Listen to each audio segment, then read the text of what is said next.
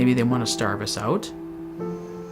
That's the way it's looking right now. They might be thinking that, we're just going to bust a union. You know what I mean?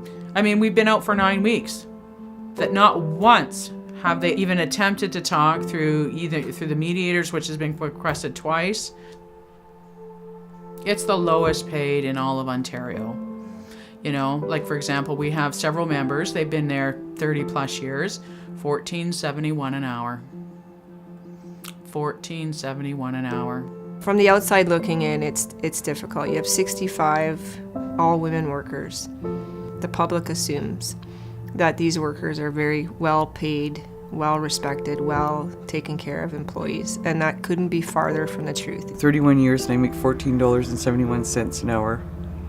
And I'm what they call the go-to person. They take me back in a heartbeat because I'm a good deal. I do lots for $14.71 an hour. The 2 clinics in Thunder Bay are essentially almost exact operation. At the Fort William Health Center, they're paid probably in the neighborhood of $3 to $4 more an hour for workers who essentially do the same work. The Port Arthur Health Center is financially lucrative and very viable. So it was real disheartening. They weren't arguing that they didn't have the ability to pay, that they were focused on keeping their overhead and operating costs low, which essentially means that they want to keep the profit margin as high as possible. It's hard to negotiate, a fair living wage. No one expects to be rich, but when you have doctors that are billing $1,698 every 60 minutes, saying to my members, you're not worth it and you get paid too much money, and they're saying that to patients while our members are out on a strike line. We're not asking for the world, we're just asking for a fair and living wage. I said, we're not even asking for as much as a lot of the other clinics pay.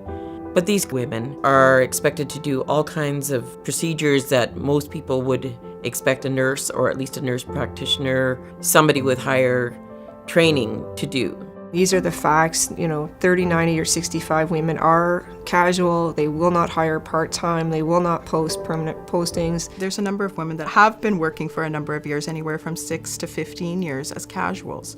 To me, that's not casual anymore. You're showing a commitment to your workplace. Why isn't the workplace showing a commitment to you? But at least I have benefits. But the other girls don't even have that. They can't even get a credit card. They can't get mortgages. And that's not fair in this day and age. If we don't keep the union in place in this facility, no one will ever get ahead there. They will always just pay minimum wage. And I mean, some days you don't, it's hard, but you do it. Mm-hmm. Financially.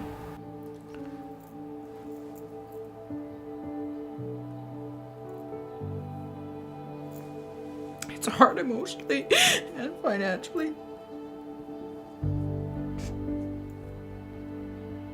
It's about, an employer who really has the ability to pay and offer these workers a fair wage and a fair tentative settlement, just using their position to only think about themselves and even disregard the care for their patients. At this point, we've been out for over 2 months now. The employer has outright refused to sit down with us. My fear is that the employer has one goal here at the end of the day, and that's to try and break the union, to break these women's will, have them come back essentially ununionized and under whatever conditions the management would want them to.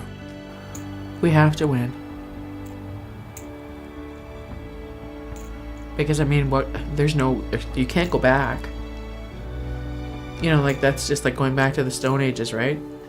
I mean, this is supposed to be a progressive society.